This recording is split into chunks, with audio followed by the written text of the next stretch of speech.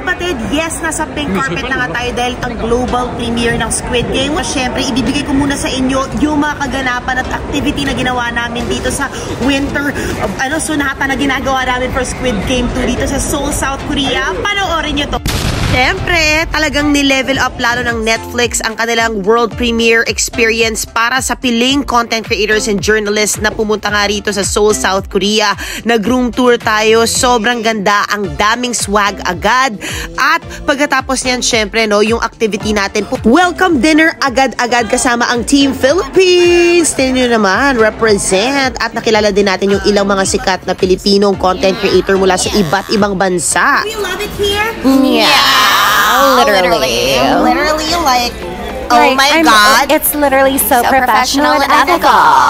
Literally. Mga Pilipino from LA, Mars. Woo! Represent! You do YouTube and TikTok. Wow, I love it. You look amazing. How do you feel seeing your people here in this side of the world? Of course, we're gonna party. Yeah! Welcome to Squid Game Island! Dito natin talaga may experience yung ilan na mga pinagdadaanan ng mga players doon. Pero syempre mga activities na ito for fun kasama ng mga content creator at mga journalists na talaga nandito ngayon sa Seoul, South Korea bago po kami sumabak bukas sa world premiere ng highly anticipated Squid Game 2. From pictorial, games, swag, sobrang kompleto na experience na to. Alam mo ba, nakilala pa namin si Harimo ng 1 Million Dance. Tingnan nyo naman, meron kaming entry ni Sofia Pablo at Allen Ansay ng TikTok challenge ng Squid Game 2. First dibs tayo guys, mga kainay!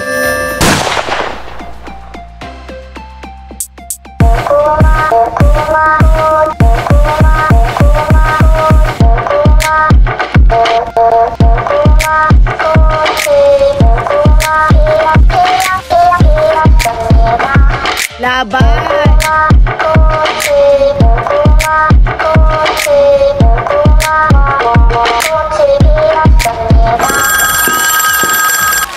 Next day, nagpaayos tayo ala Koreana at napansin ko nga mas tagal pa yung skin prep sa paglagay mismo ng makeup. But, kamusta? Pumasa ba ang ating look? Eto na, so next day, nasa Dongdaemun Design Plaza na tayo. Kung saan naganap nga ang world premiere. Napakaganda ng transformation na ginawa nila. Talagang level up hanggang sa loob, guys. Talaga matatransport ka sa Squid Game 2 world. And guys, ewan ko na lang, pero guess what? Eto na, nakilala din namin yung cast sa meet and greet. Grabe. Led by Lee Jung-jae. December 26 na po yan sa Netflix.